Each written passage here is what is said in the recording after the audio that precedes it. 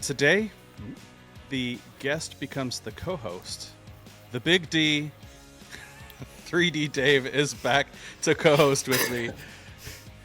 Even Chuck Norris asked Dave for 3D printing advice. We had so much fun in last week's episode that I took a unanimous vote of 1 and asked him back. It was totally unanimous. Our guest in the lounge today is one whose company motto is "Made for Fun," which is the same phrase my parents used when I was conceived. When his bags hit the board, they slide right in. Ooh. Tyler with Temecula Yard Games is with us. No. All these dad jokes. I love it. I love it. All right, let's roll video. Oh, you have to dance.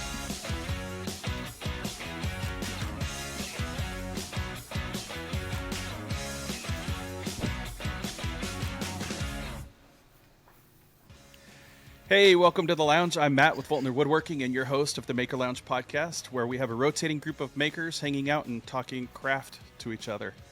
Thanks for listening wherever you are, from Temecula to Long Island.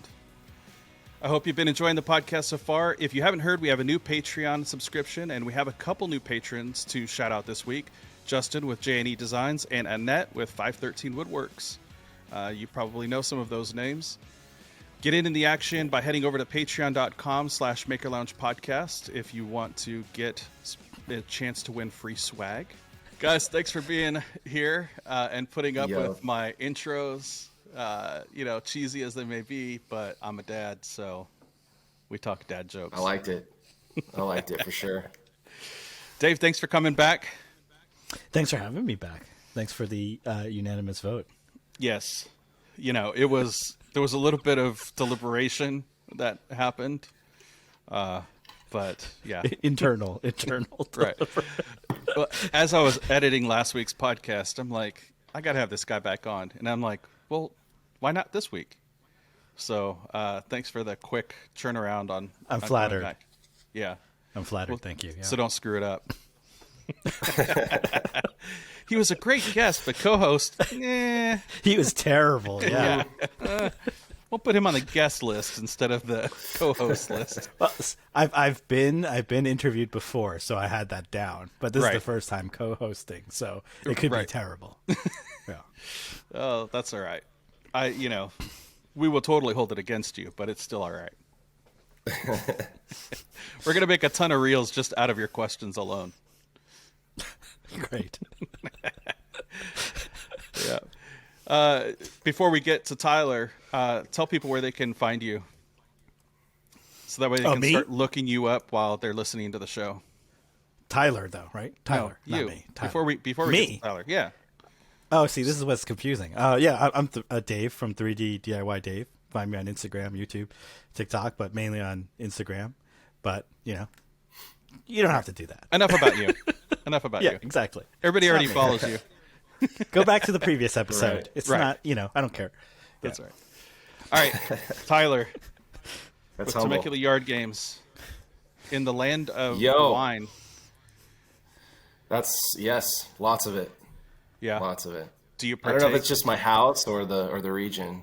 We'll see. My wife is a member at almost all the wineries at one point or another. See, I would find that dangerous. Yeah, definitely dangerous. Yeah. No, it's positive. So. Yeah. Well, that's good. But you don't go, or? No, I definitely go. Definitely go. It's a good spot. I mean, we're like, I don't know, maybe 10 minutes from there. So yeah, it's easy to pop out there and do your thing and come right back or whatever. And when you go, do you bring your business cards with you and hand them out and say, you guys should use some cornhole boards? I'm always critiquing cornhole boards when I see them out. Always. And I actually made a sale one time because I posted on Instagram that like, hey, this place needs some new boards. And they hit me up and they made 4 sets. So I'll keep them nameless right now because they know who they are. But that was a good opportunity. So I guess when I'm out, I'm just going to start talking trash about people's stuff. And then You know, you Pays should dividends. So you could pull a Duresta and then have a stencil that you just keep with you all the times, a stencil and Yeah. some spray paint, and then just spray paint your name over their cornhole boards. Like just tag it. No, Yeah, you might not. You might yeah. not want to do that though, because if you do that, then they might think he made it. Oh, true. You know what I Yeah, mean? Yeah. that's true. Yeah. I don't want my name on that kind of stuff. Right. But Yeah. you know. Unless the stencil say "Get a new board, call." Right. Temecula Yeah. Yard Call Games. here, or just like strategically break it somehow so that they have to get a new one. And like, Right. I noticed your board's broken.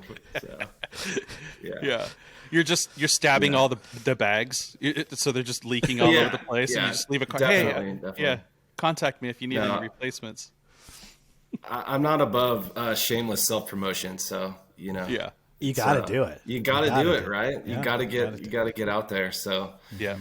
What do you say? that's ABC? partly why I'm wearing all of my own gear. What's that? Yeah. ABC always be closing.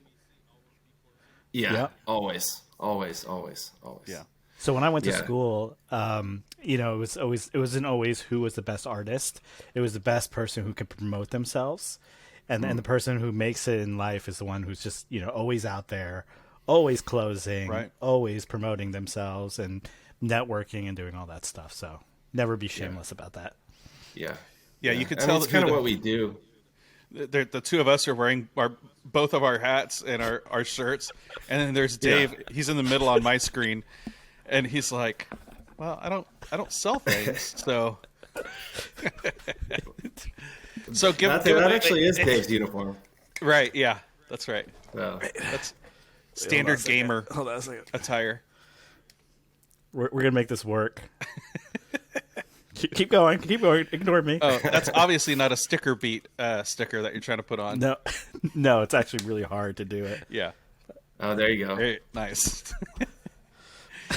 There, So- I put a sticker on my hat, everybody. So So now you when guys I are just edit, listening. when I edit part of the stuff that we did before and put it later, then there'll be a sticker there, and then there won't be a sticker there, then there will be a sticker there.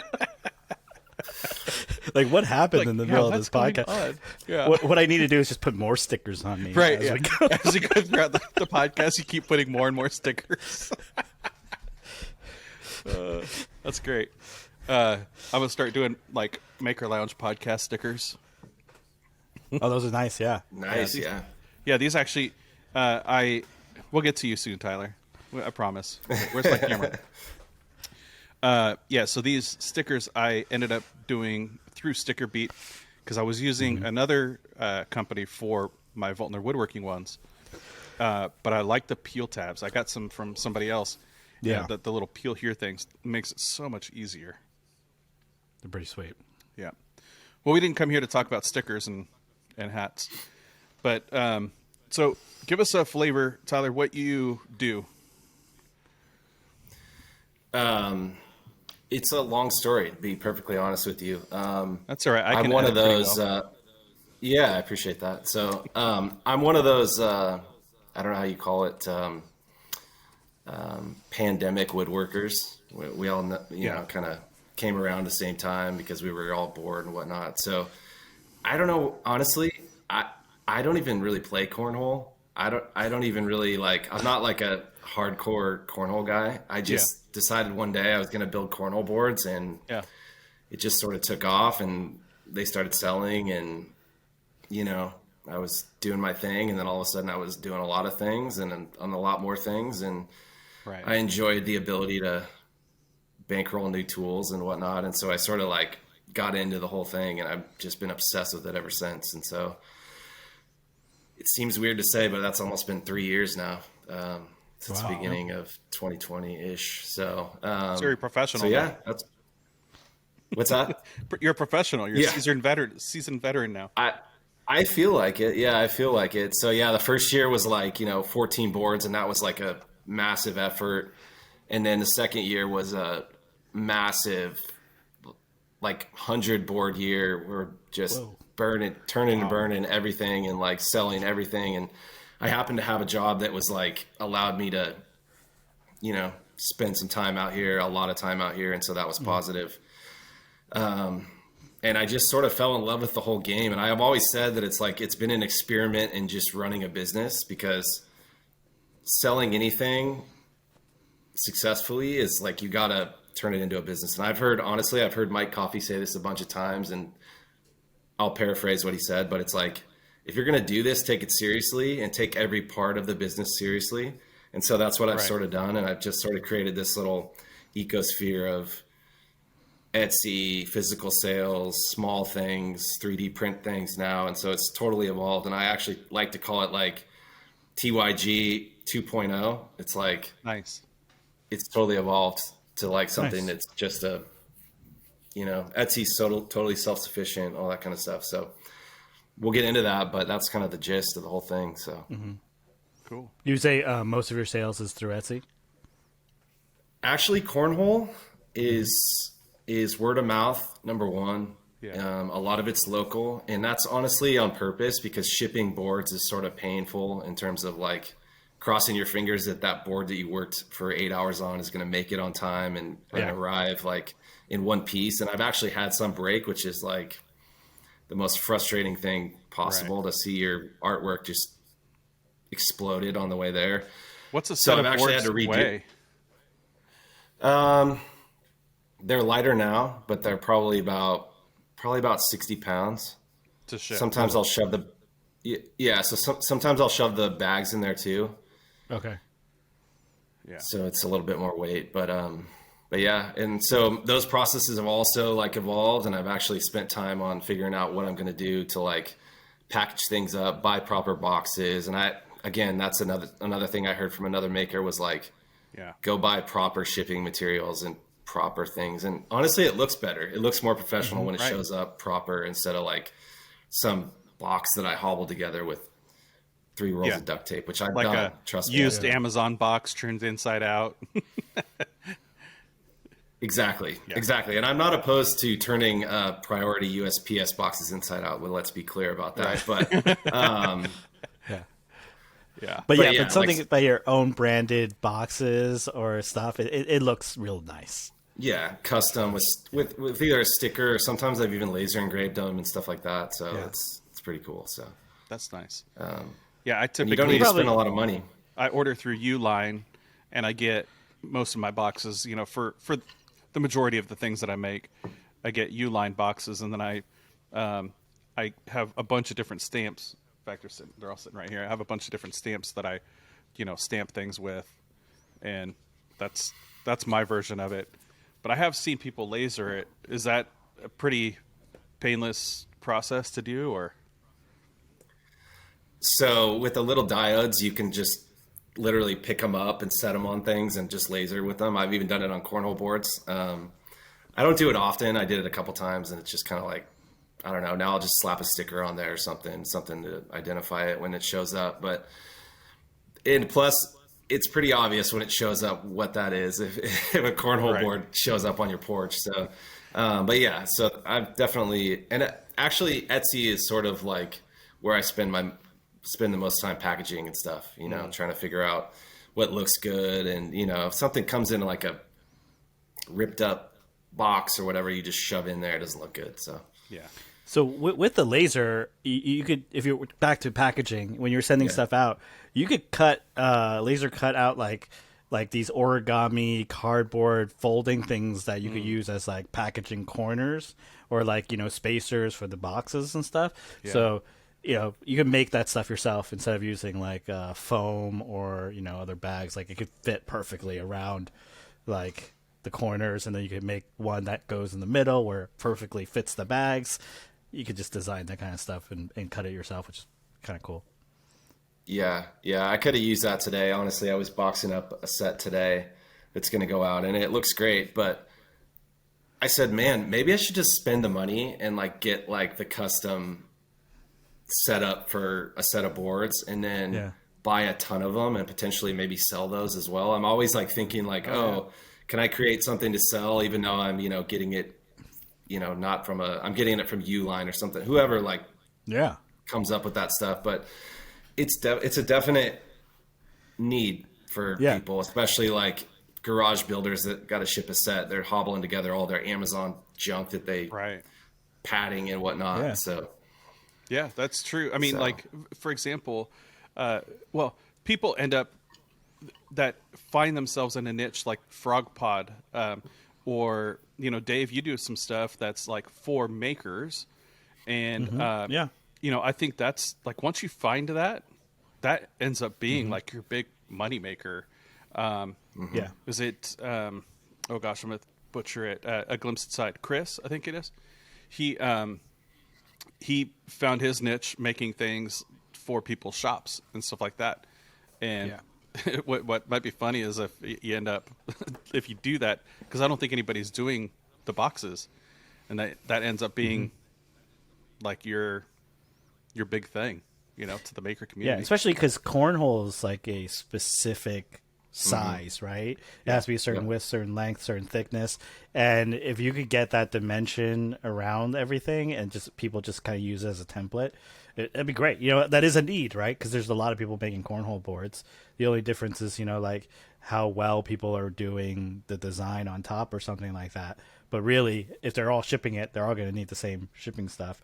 And it might be worth it if the price is right and they're just making so many boards that they just can't be bothered with managing shipment, like making their own shipment stuff. So some of the big cornhole operations are they have their stuff dialed. So when you order from them, if you can actually direct print on wood. So it's like UV printing on wood. And so if you submit your design, you can UV print it.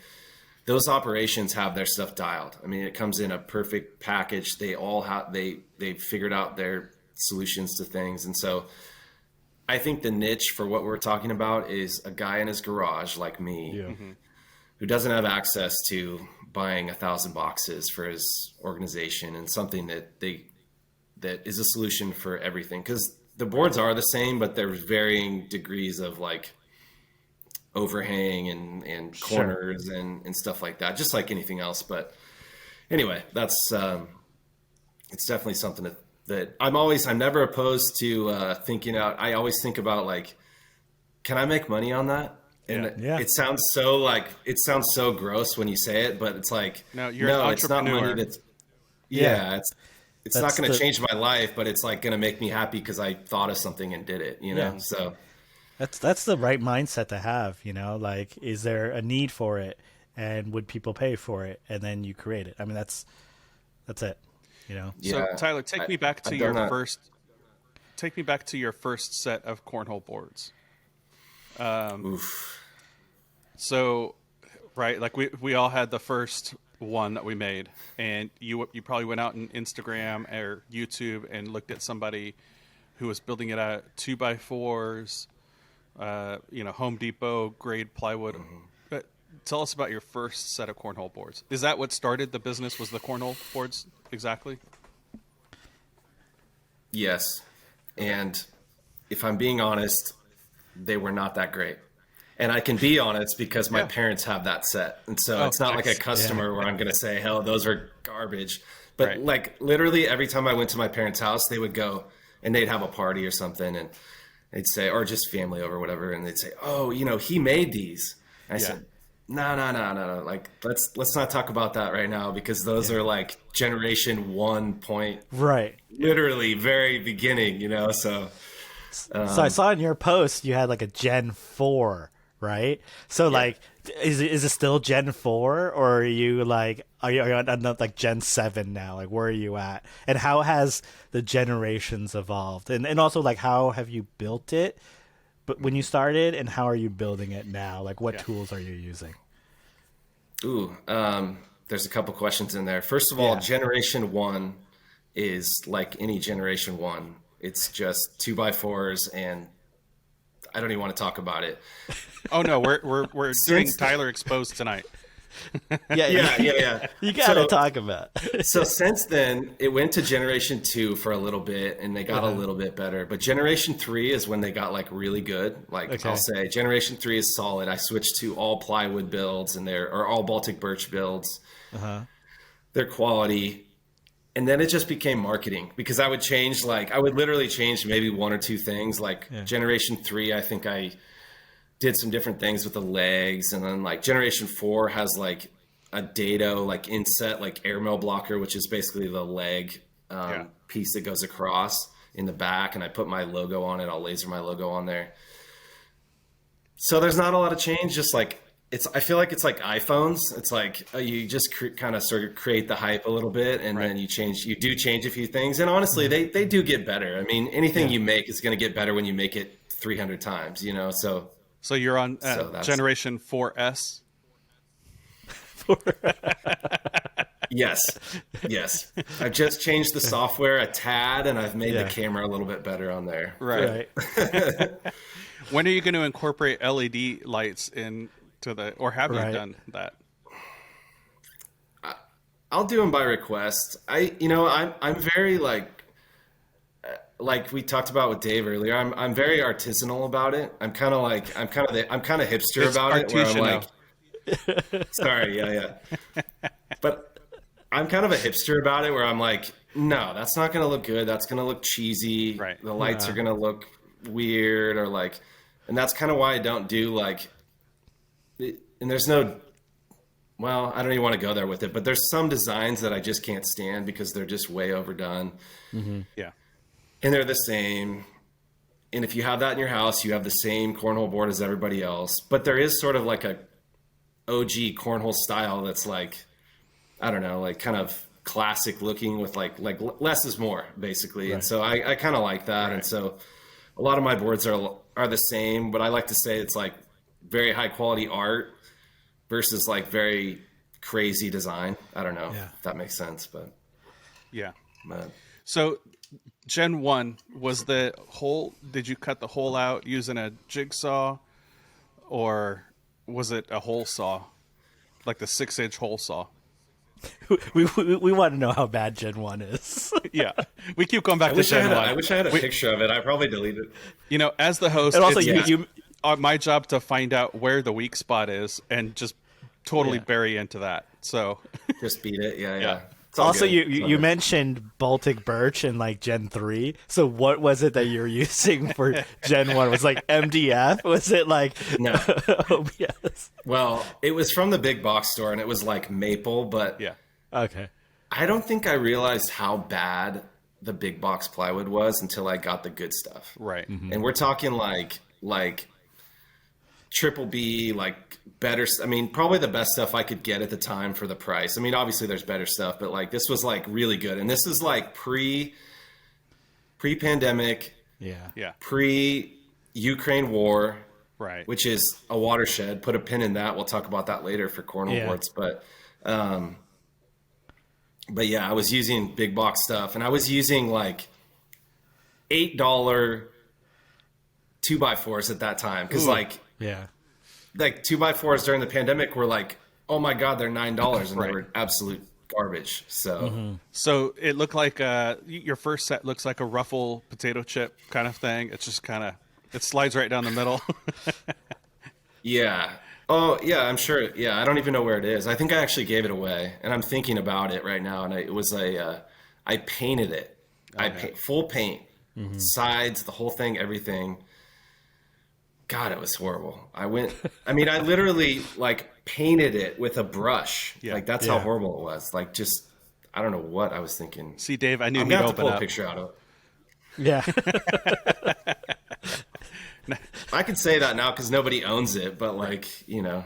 But it's good to know. You know, we all started somewhere. You know, like it's and part of the show is there is people who have messaged me already who are like, I'm a beginner woodworker, and you know, it's so refreshing to hear somebody who's a beginner woodworker talk about, you know, in the first few episodes we talked about, you know, where we all started. And it's good to hear that, because a lot of the times you see somebody who's got, you know, 10,000, 30,000 followers or something like that, and you're like, oh, I'll never be at that level. Or you find yourself, hey, I think I'm better than that, and they've got 30,000 followers. I'm way better, you know. So we got people from all over the spectrum that listen to the show. So it's great to dive into this kind of stuff, because we all started somewhere. Yeah.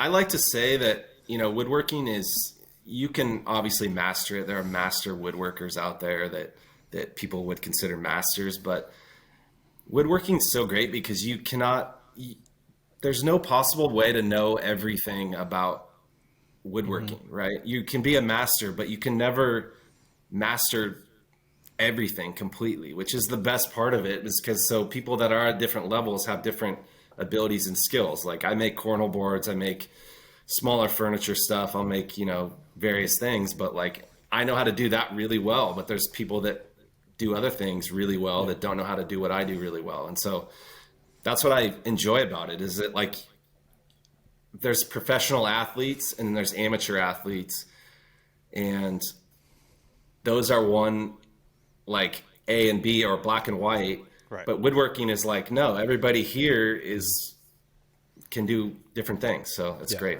I think what we love, I think we all love woodworking for the same reasons, because it's a lifelong pursuit of that perfection, or a lifelong pursuit of learning. Because once you learn, like, let's say to make a cornhole board, right? You might want to be like, well, I want to learn to make a chair. I want to learn to make a table. And then you could spend another like decade perfecting making a table or a chair, and you could make it a million different ways. Right. And there's so many different interpretations of doing it, so much styles, and then techniques of doing it, right? You could do it all with hand tools, you could do it with power tools. It's just like, it's the vastness of woodworking is just what's amazing about it, right? Because if it was something really easy, you would learn it and you'd be like, I'm done. I'm like, that's it. And no one's talking about it, right?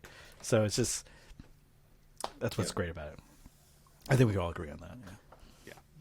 Well, at least you agree. I'm just kidding.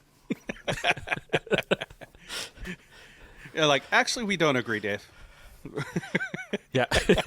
It's really easy, and I perfected that's it. right. Thank you. I perfected all aspects of it, and I have all the tools. So, yeah.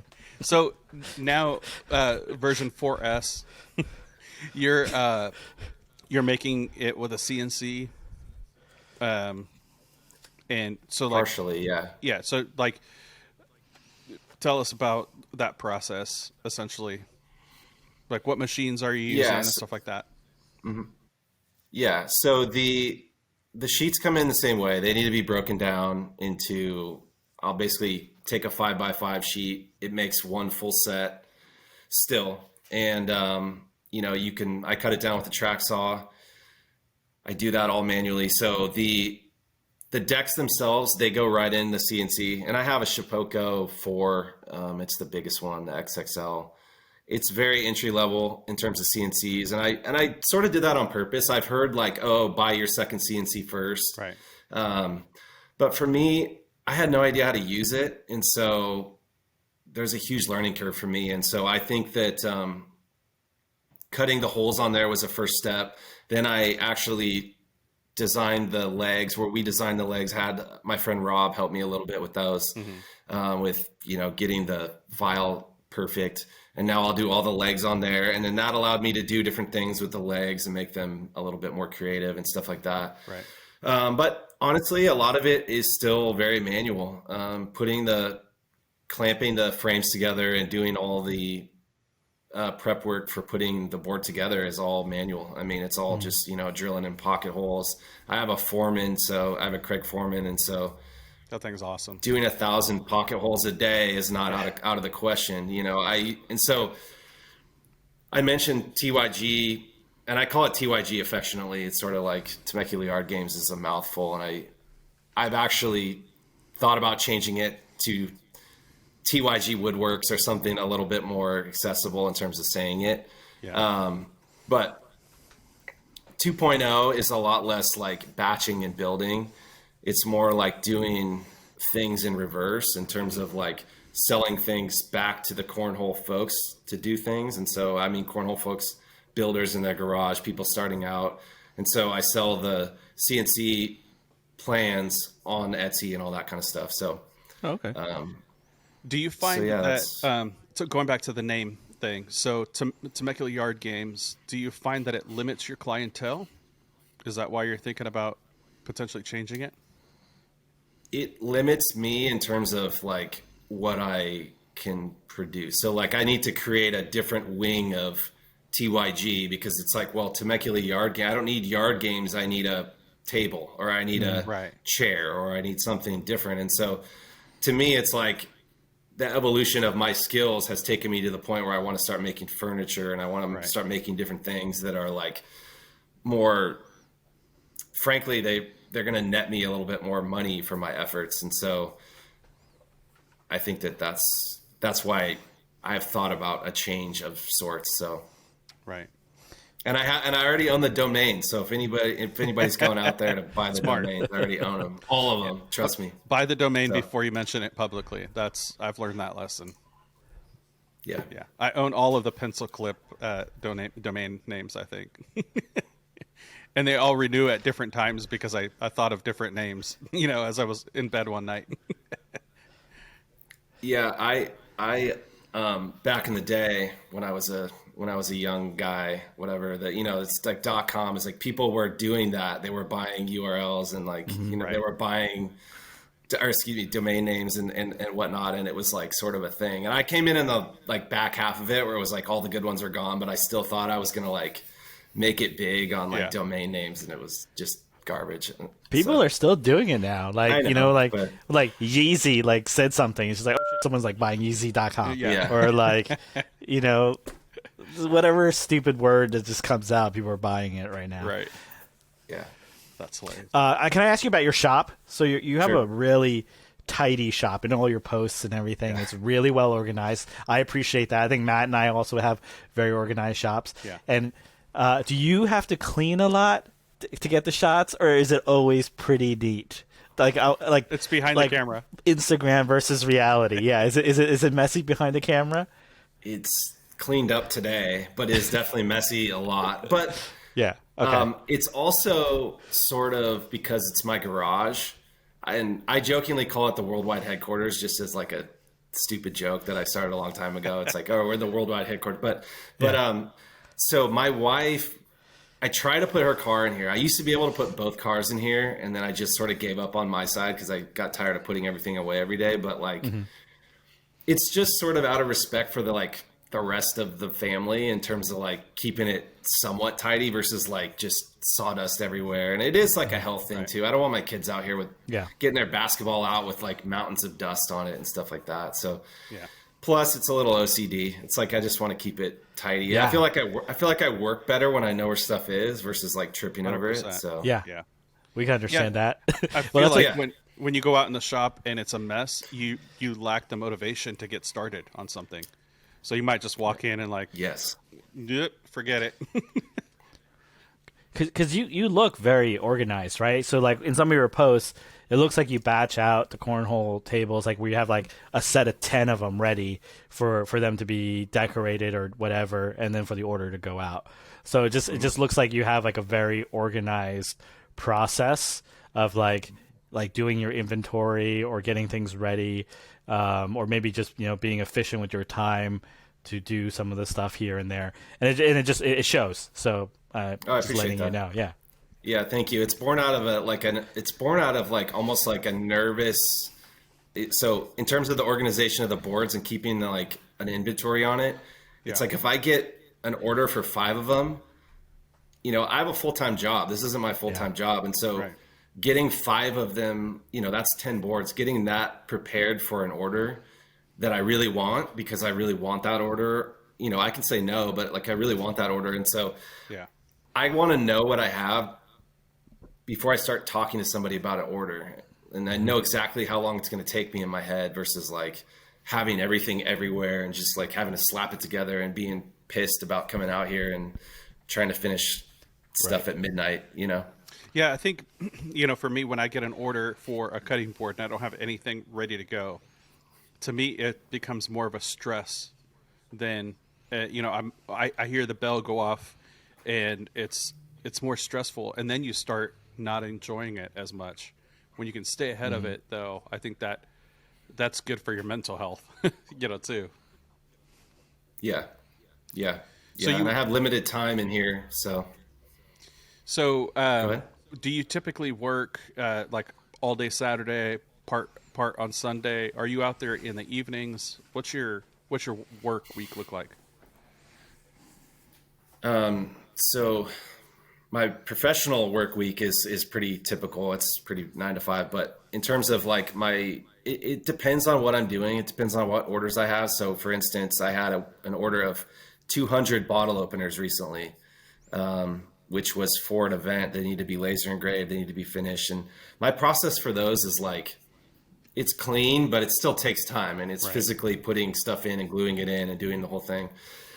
And so I was out here some late nights, but typically I'll pick like one day and just kind of like alert everybody that like, hey, I'm going to be out here on Friday after the morning, and I'm going to be out here all day. And it's sort of like unspoken, where it's like, oh, you know, like Dad's in the shop, like, you know, not like don't bother him, he's not going to get mad, but it's like, no, Dad's in the shop, he's doing his thing. And it's like, it's just sort of, and I've actually made it clear to people that it's like, oh no, like I need this to like recenter myself, to like get my stuff done and like reset myself for the week. So I think a lot of woodworkers and people in the maker space are a little bit like hermits. You know, it's funny, you know, here we are on podcast talking to people, but we're talking about things that are enjoyable to us, right? So it's an outlet for us, and working out in the shop, that's that outlet. And our families just don't get it.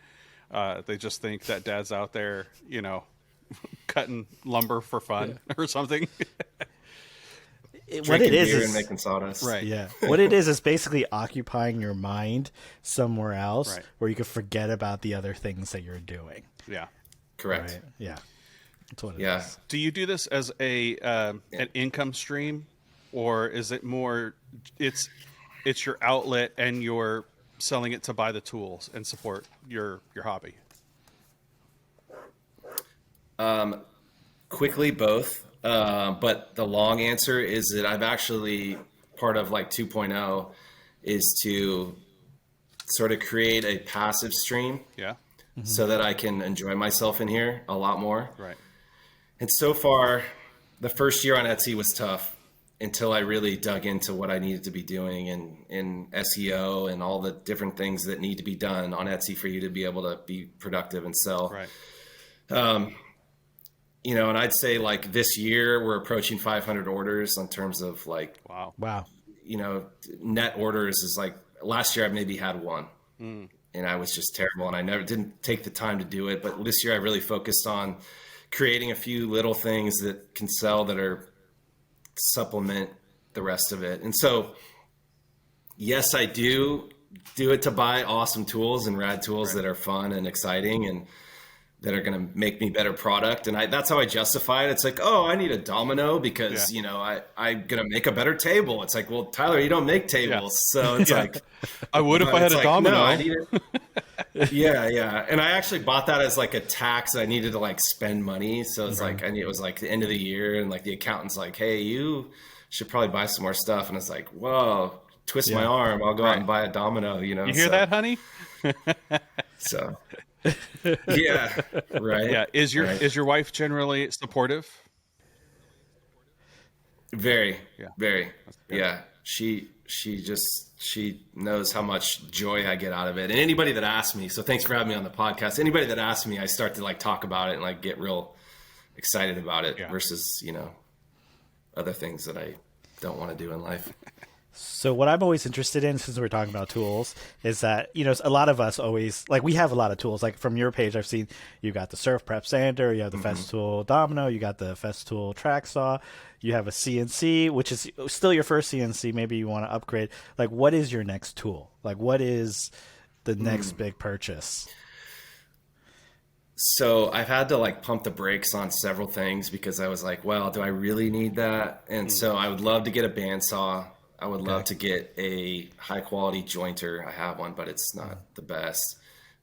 Stuff that kind of can help me progress in terms of what I want to do. Truth is, I never know what my next tool is. I'm sort of like, just do it. It's like one day I'll just sit down and I'll be at work and I say, you know what? I need a CNC. That's it. I'm doing it. Screw it. I'm going to do it. Okay. You just kind of got to do it. And I truly believe, and write this down, is that I truly believe that better tools make you more productive. They do. They make high quality, you yield more high quality stuff. And anybody that says otherwise maybe hasn't made the same things that you're making, because they definitely help. And I'm super happy with all my stuff. Shout out to Surf Prep. I love Surf Prep. They're like, they're local for me, and so that's why I appreciate them. And I bought all that stuff before I even knew any of those people, and so it's really changed my situation. That's awesome. Expensive tools and high-tech tools close that skill gap, right? Like the domino is a perfect example. You pay a lot for it, but you could do joinery like Legos compared to someone who spent their entire lives cutting tenons and dovetails. Right. Granted, those are traditional and they look aesthetically different, but like it makes the job so much easier and also mechanically strong. So yeah, Right. totally understand that. Yeah, I'm going to save And the hand tools for when I get old, and then, Yeah. then it'll just be like, I'll take my time. Yeah. I had somebody on TikTok come after me one time about, well, you don't know how to do like traditional joinery. And I said, well, you're right, because I have this domino here that helps me do that. And I've skipped all that other joinery because I don't want to do that. And so Right.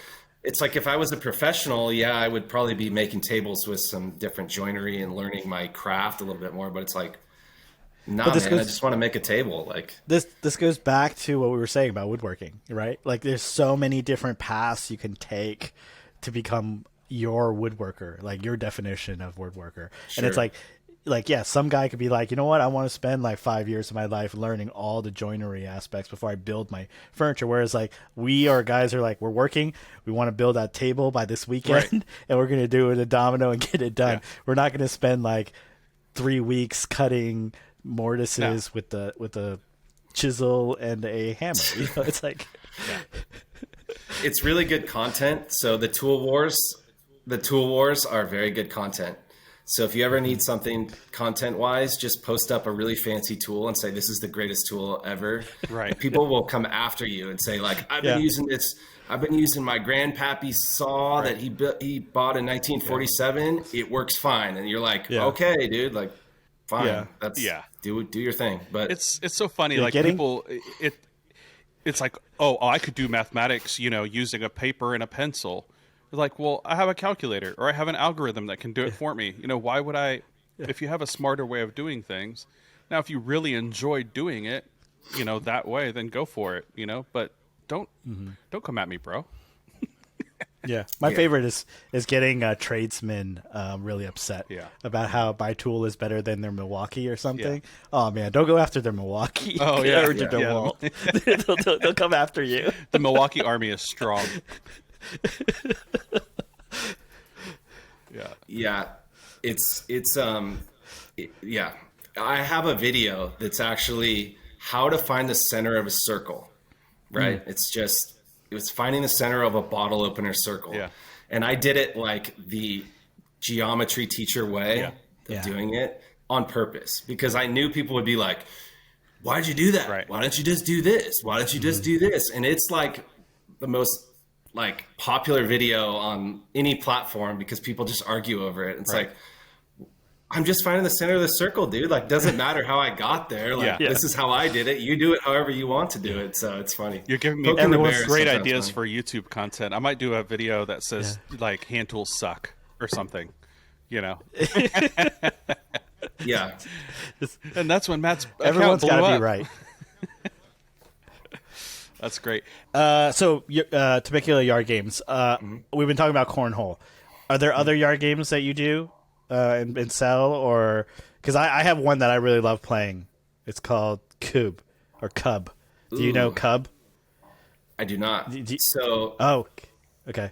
Go explain it to me. Yeah, tell me. So Cub, you can make it out of wood, right? So this might be a new product for you, but it is a game that started around the same time as cornhole. I did some research. You guys know how long ago cornhole started?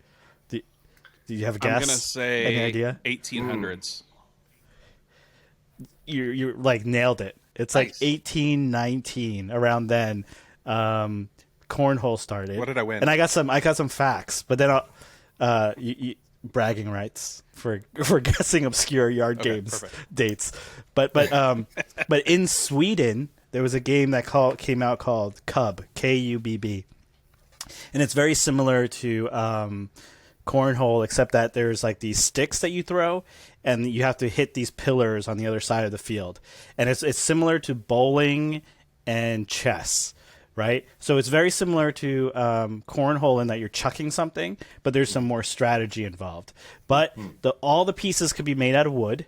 You basically need like these hardwood dowels, and then basically a couple of like 2x2 pillars and like a 3x3 pillar or a 4x4 pillar, whatever you want. Check it out.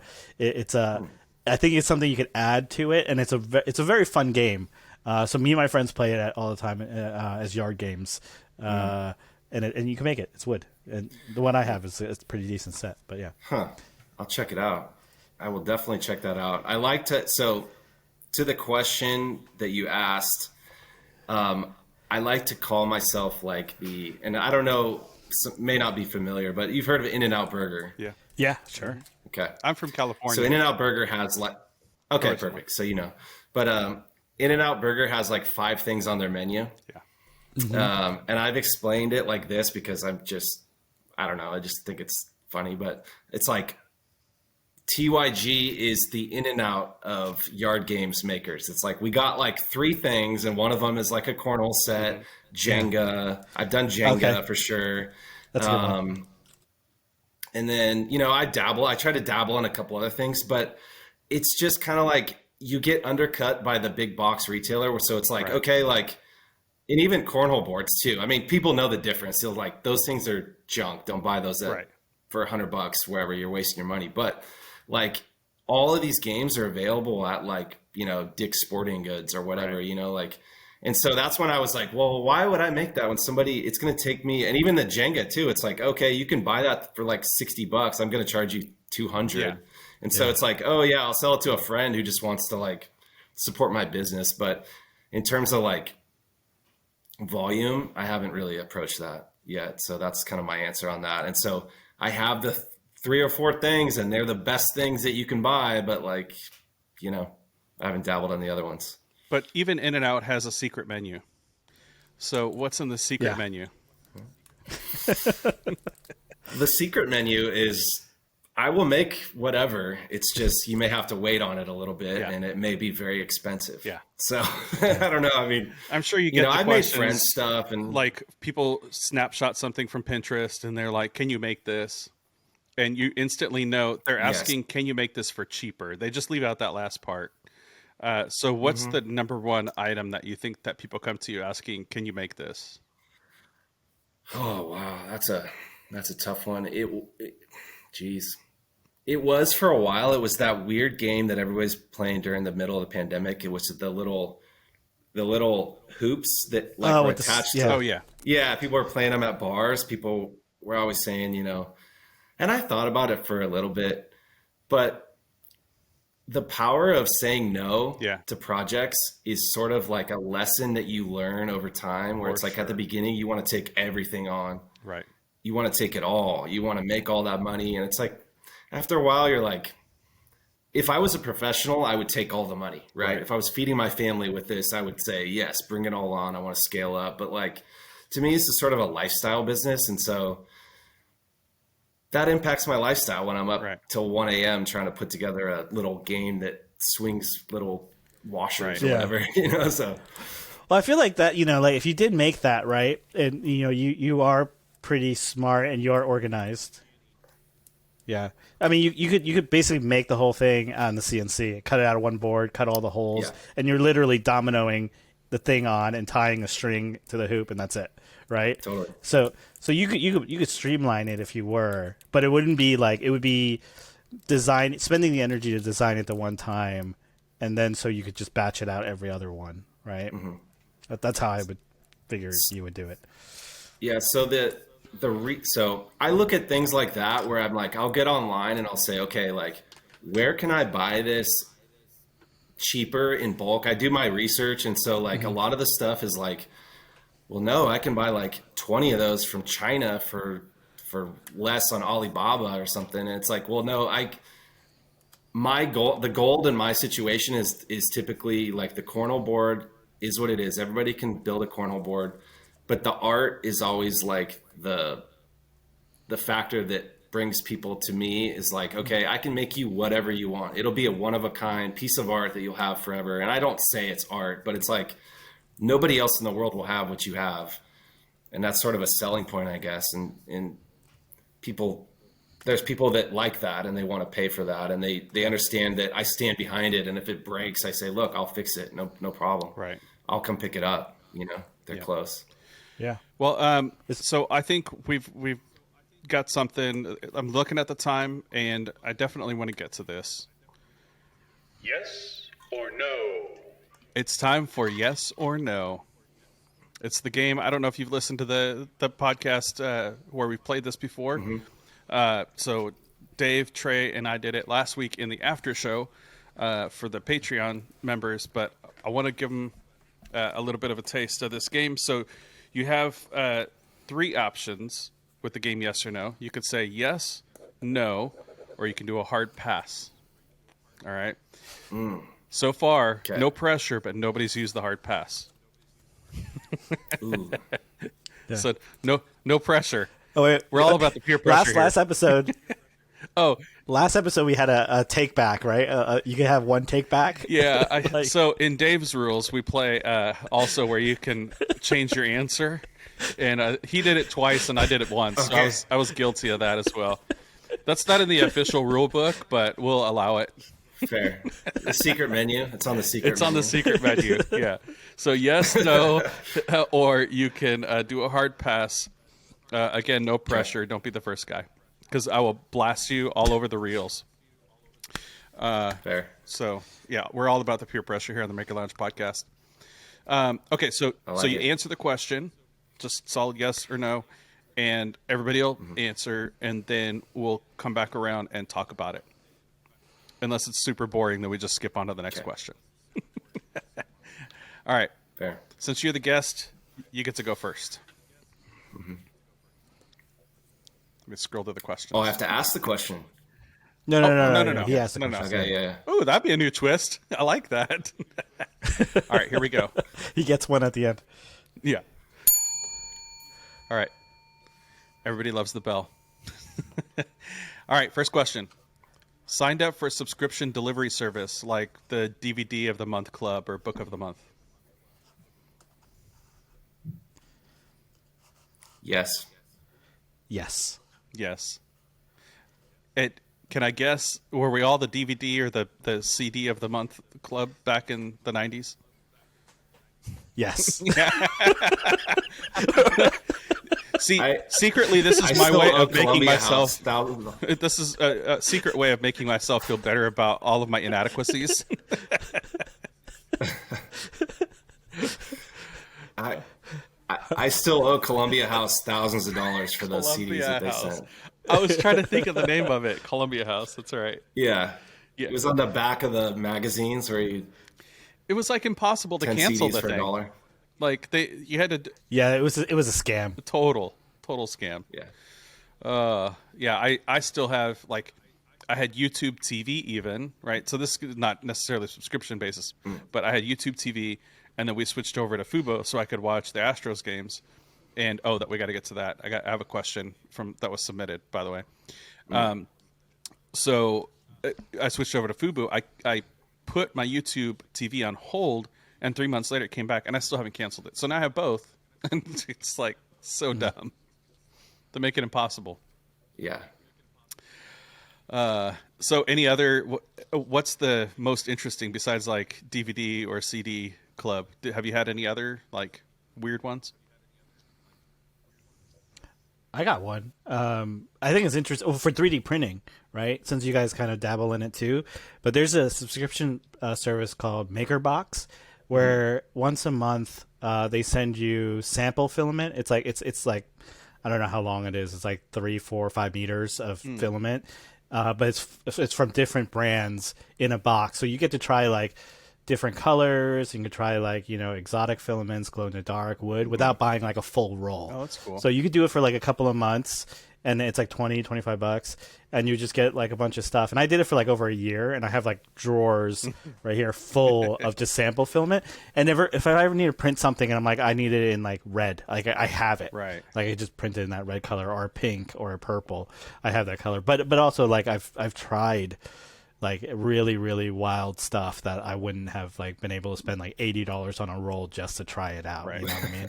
Yeah. Yeah. So My cool. wife I wanna signed try me that. up for the bow tie, and I talked about this when Joseph was on the podcast. But my wife signed me up for the bow tie of the month club for 12 months because I wore a bow tie one time, and she thought I looked really good on it. So she signed me up for the bow tie of the month club. So I've got 12 bow ties, actually 13 bow ties. Okay. So that's probably the weirdest one that. That's pretty Yeah, weird. Yeah. but nice selection. All right, next question. Okay. Gave one of your unsold projects to someone and told them that you made it especially for them.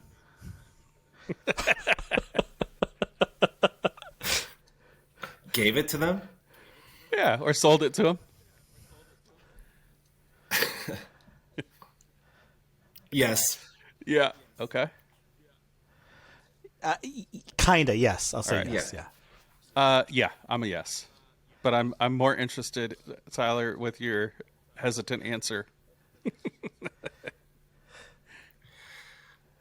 Well, I mean, I had to think about it. Okay. Because there's, sometimes I'll make things and they just fail and they just do not sell.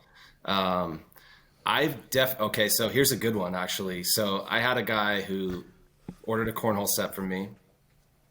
We agreed on the color. It was a sports team.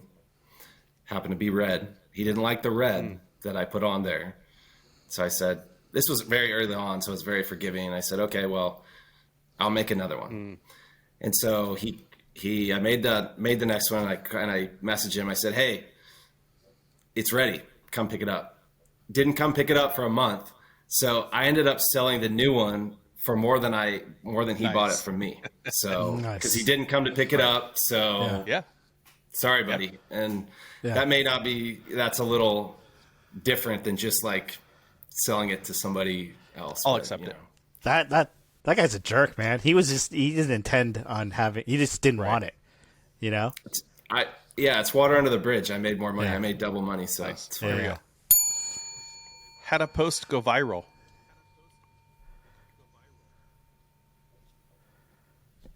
Yeah. Yeah. Yes.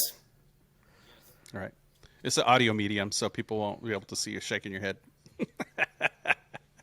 Oh, sorry. I'm just giving you a hard time. Yeah. So Yes. what defines viral? 1 million? What defines? Oh no. Yeah. So I had one, and this is probably the reason why I have, I don't have a lot of followers, but enough. But I had one that had 10 million views. Wow. And it was me making a massive mistake on a table saw. But I will let you in on the inside baseball on that is that I saw the mistake happen the first time, and I recreated it for a reel Nice. the second time. Yeah. Nice. That's good. Yeah, so that one was hot because people love to tell you how terrible you Right. are and Yeah. blah, blah, blah. Like I had some nasty comments Right. like, you should probably just get rid of that. Like you're a this, you're a that. And it was just a banger. And so it really blew my account up. I think I probably got 2,000 or 3,000 at least, Yeah. in like a week. Right. Followers Yeah. was like, whoa, what is happening? Well, it's funny. Like when you do something like that, and it people that you have all the negative comments, but for every negative comment, you have gained like 10 or 100 followers. yeah. Joke's on Right. them. That's the thing that I keep reminding myself. It's like when a post like that and you get all those negative comments, it's like you gotta remind yourself. It's like, look at that engagement. Oh, yeah. Like that Yeah, is yeah. awesome. Yeah, because that's just feeding that monster Right. to just be even more of a viral. Do you thing. pin the comments, Yeah. like the Yeah, negative it took a while. comments? Do you pin them up at the top so that people will see them and interact with them? I reply to literally every I try to reply to everything just in general, but like I reply to every negative comment possible. It used to bother me. I'm not going to lie. When I first started, I thought, oh, everybody hates me. But now I'm like, yeah, let's get some more engagement. Let's get 6 more comments on this. Like until they start talking about my mom and my dog and all that kind of stuff. Like bring it on. I love it. So I used to be the same way. I used to feel like I had to justify myself. But now like I'm actually like, I know they're trolls. So I'm like poking at them You know, kind of just like, what did I do wrong? And then they just like, they'll go after it again. It's just like, you commented back again, idiot. And then I would let them go forever. And then at the end, like when I'm done with it, I'm just like, I'm just doing this to get engagement, right? And then just like dead after that. They're just like, they don't reply back anymore. Like, they're the ones feeling like the idiot. Yeah, that's great. Yeah, when I first had a couple that popped off, I was not prepared for it, like mentally. I thought I was getting the negative comments and stuff like that, and I'd always seen it on other people's posts and think like, how do they deal with that? But it only takes a couple, and then you realize, this is great. Like, I'll feed the trolls all day long, and then you start finding things. You start recreating your table saw thing and posting it just for that. Yeah, that's great. Yeah, no doubt. All right, here we go. Got a couple more. Speaking of which, this is perfect segue. You teed this up. Installed the blade backwards on your table saw. No, I haven't either. Well, that's boring. I thought I was teeing this thing up like, great. Matt, you suck as a host. You kind of thought I had done that, so you're like, yes, this one's perfect. Well, no, I mean, so I've seen other people post it before, and I'm like, who does that? So I thought, well, let me ask it, right? What other way than to out somebody when they're on the spot? All right, let's see. This one I know is a solid yes for you. This is all right. Own a pair of Crocs. Yep. Yes. No. Yes, I'm the. I'm a no. So. Well. Oh, he's using his take back the answer. No. Well, so I own a pair of Vans that are made exactly like Crocs, but they're not Crocs. Okay. They're like the same material, but they're shaped like a Vans slip-on. Yeah. So it's technically not a Croc, but it is a Croc. Okay. You know what I mean? Yeah. It's still a foot sweater. So. I like it. Yeah. Yeah, I want to see those. It's a hipster Dave thing, right? You know? Yeah. That's funny. That's Dave trying to level up. He's like, oh, these aren't Crocs. It's like these are Vans. But are they still a dad shoe? I think so. Yeah, they don't look cool at all. Yeah. No, but they're pretty useful. I'm not gonna lie. I mean, I have some that I just wear out here all the time. People are like, "You shouldn't wear those. You're gonna drop stuff on your feet." I'm like, "Nah, I'm good. I'm not." If I'm gonna drop stuff on my feet, I'm probably wearing shoes. If I'm doing anything that's like dangerous, I love me some Crocs. But I actually don't even. Full disclosure, I don't even have the good Crocs. Oh, really? So how many pair do you own? I have the knockoff Crocs. I don't even have the real brand. That's how cheap I was on that. They're like Amazon Crocs or whatever, like Bezo Crocs or something. Oh, nice. I get in trouble for going barefoot in my shop because my shop is attached to my house, and oftentimes I'm running in there to just film something, right? Mm-hmm. Or like an idea. But I'm not like, if I'm actually doing any woodworking, I'm not actually like I'm not barefoot. But the thing is, I oftentimes I'm doing like a story, and I am just barefoot. So to the point, to the topic, I was I'll actually hop out here even when I'm not building anything, just to like film something real quick. Yeah. Where you're like, oh, I got this idea, I'm gonna hop out here and whatever, and like I find myself just throwing on sandals or whatever, like same. Yeah, same. I'll get a package. And I'm doing I'm opening a package, and you see my feet, and they're like, "You're not wearing shoes." I'm like, I'm not doing anything heavy, like I'm not using any blades. It's like, what's the worst thing that's gonna happen? A cardboard box is gonna drop on my foot. Like, guys, relax. Right. You can measure your risk at this point. Like, you're not, anyway. OSHA's not walking through your door, so I've dropped a sharp chisel on the floor before. I understand, I understand that could be really bad, but that's different, Yeah. All right. Speaking of table saws, or any saw, cut yourself with a saw. No. Any saw? Like, yes. Any saw. Yeah. Yeah. I'm a yes. All right, Dave. What's your? Oh, are you going to use your change your answer? Let me think about it. Okay, Dave. What about you? I've stabbed myself with my handsaw. All my hand tools I've hurt myself with. Not any power tools, but any hand tool I've hurt myself with it. Like I've stabbed myself with a saw and slightly cut myself, but not bad. But I have these dovetail chisels where I've cut myself on the side of the chisel, and I've sharpened my knives before, where I've got it so sharp that I've cut myself. So it's yes. And mine was my first. It was in wood shop in 7th grade, and I was using a saw, and I had a little piece, and I was holding the piece, and my finger was on the opposite side of it, and just right into that. Took meat with it, the whole deal. But yeah. But it was a handsaw. It wasn't a power tool. I think power tool ones. That's the ones that are scary. But those are the ones that probably don't happen as often. Yeah. Does hitting your knuckle on the blade when you're changing the blade count? Because you know how you you have to do the whole motion and does that count? Because I've definitely done that for sure. I'll count it. Yeah. That's miserable. If it's an injury, it's an injury, right?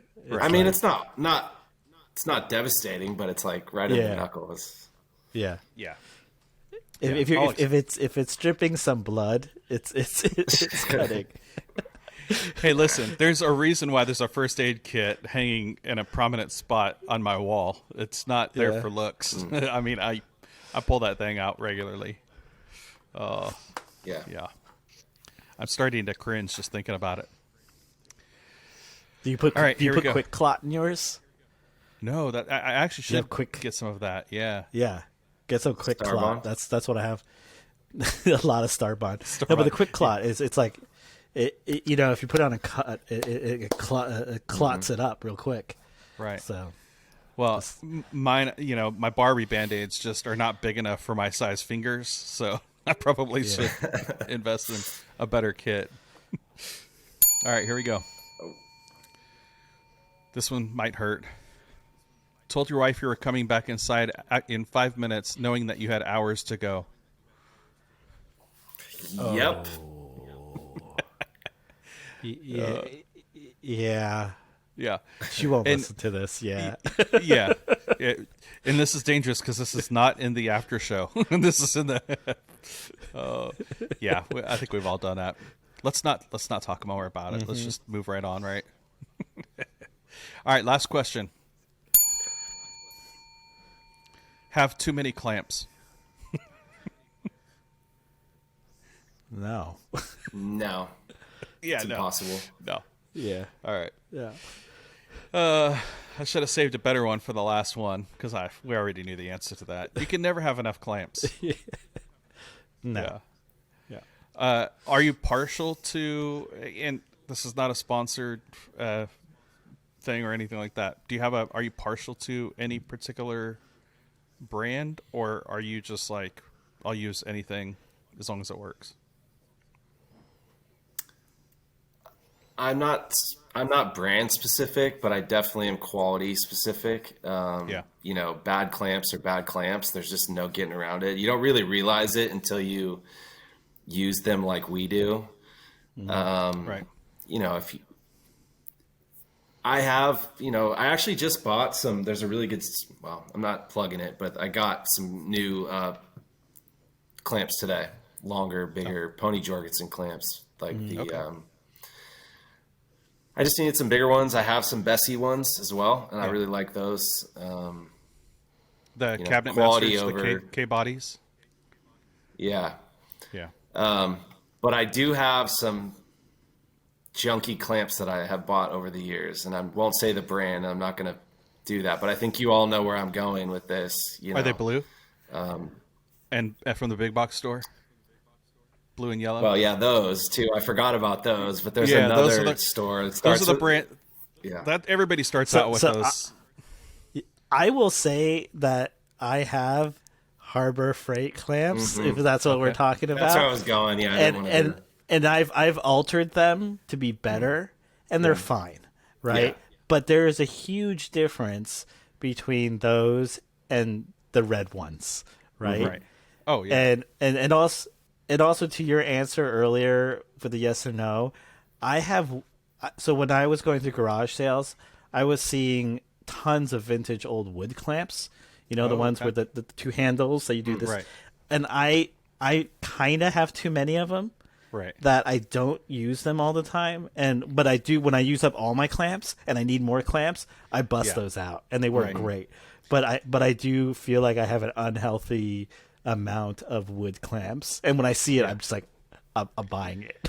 You know what those are really good for is, like I'm working on the church pews, right, and trying to find weird, like if it's over 60 inches long, because those bevel in, I could do a weird clamping angle and then clamp another clamp to that, so you're using that as like a holder to clamp another clamp to. So those are really good for that. Yeah, they have some really great uses. I think I look at it like, well, okay, I'm going to make something. I'm going to spend all of this time making something, or, I'm about to glue up something with this expensive hardwood now. It's more expensive than it's ever been. But like, just like all the tools that I have, I'm not going to use an inferior clamp to put that together and potentially ruin my work. That's the way I look at it. It's like, well, I'm going to use a decent clamp that's not going to ruin my work. That's kind of how I look at clamps. Yeah. I didn't always look at it like that. I went to the Harbor Freight a few times, but they do have some like ones that I've seen people buying lately. They kind of mimic they have some nicer clamps now. Yeah. The all metal ones that like that's blue. Yeah. It works really good. I have those. They work great. Yeah. I have some really long ones. They're fine. Yeah. Cool. Initially, I was talking about Irwin.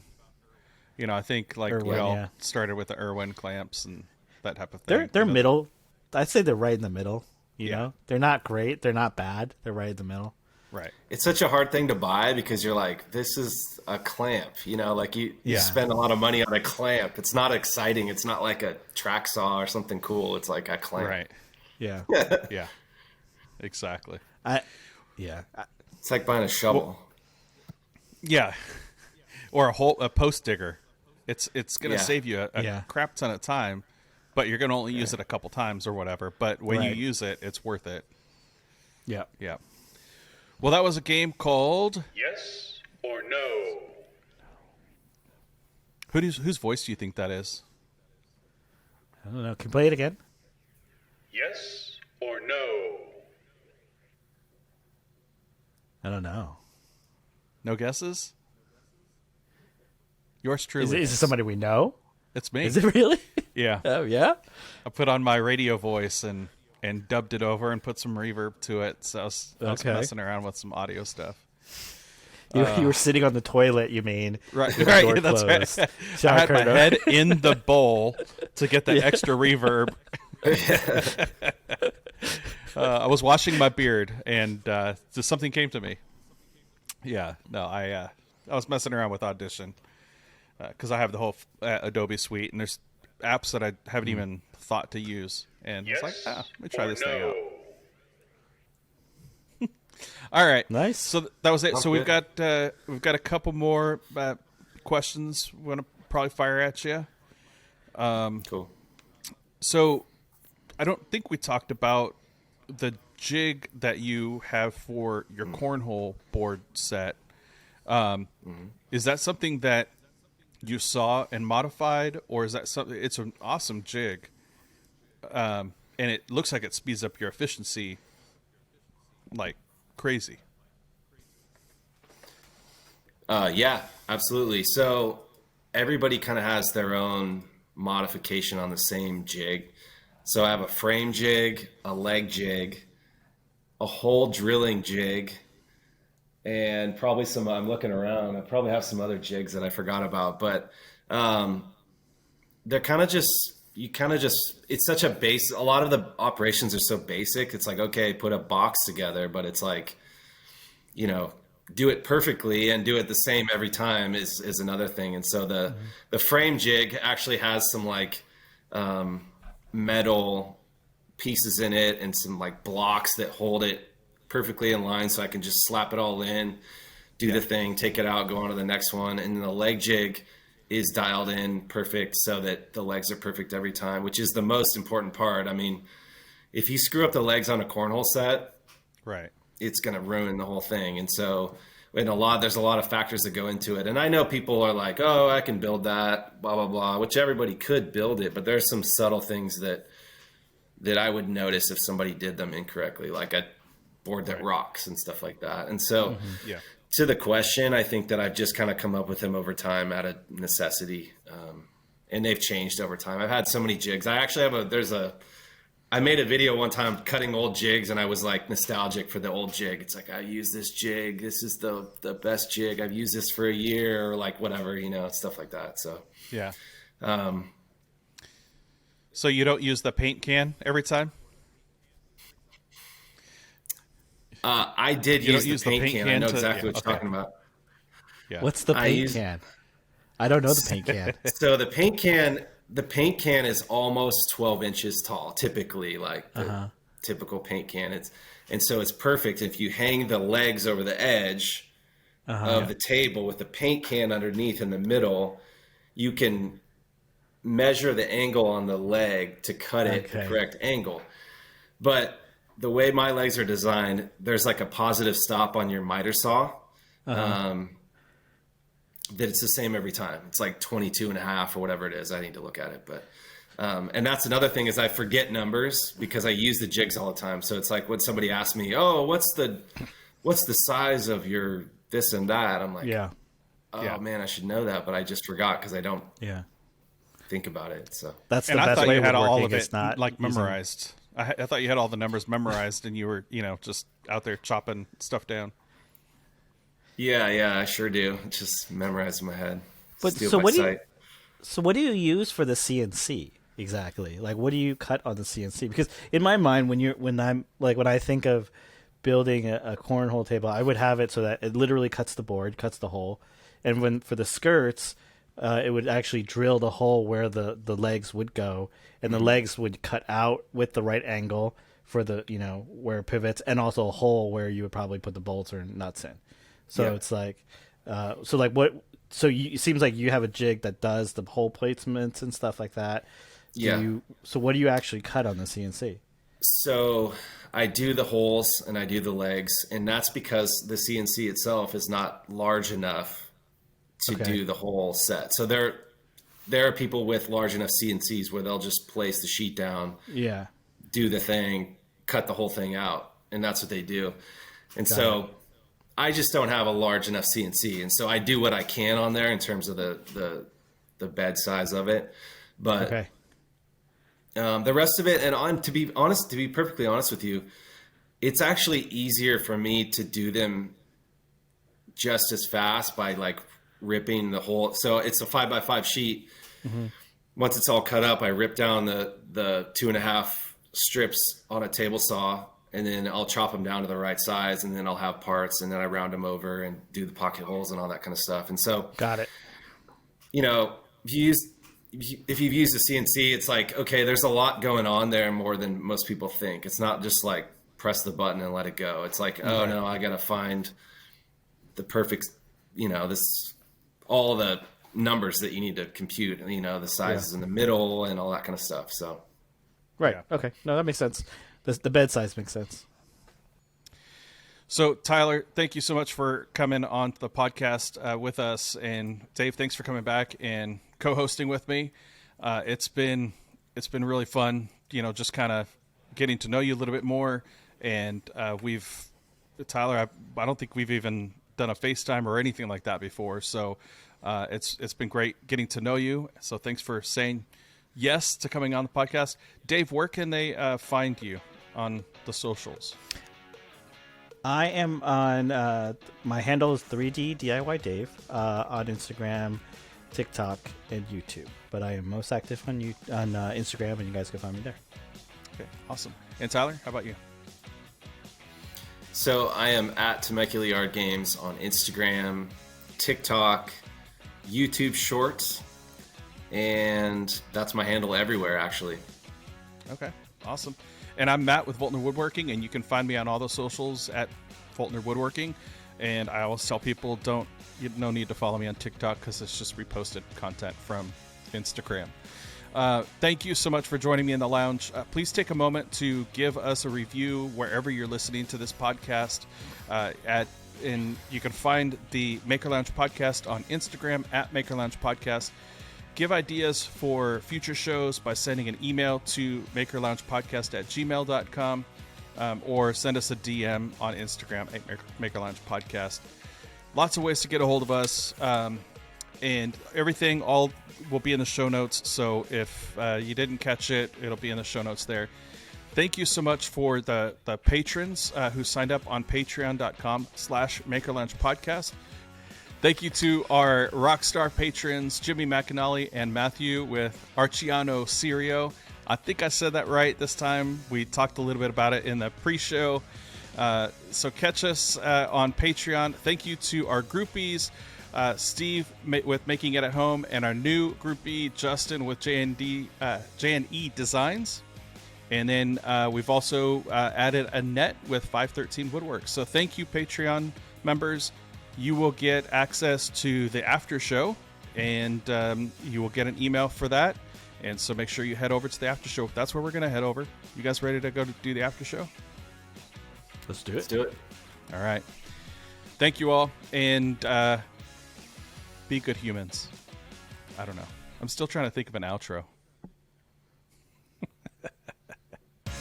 We are heading into the after show. If you're not a patron, we'll see you next week for another great episode. But if you are, you will receive a link to listen to the after show. Thanks so much for listening and sharing the podcast with your friends.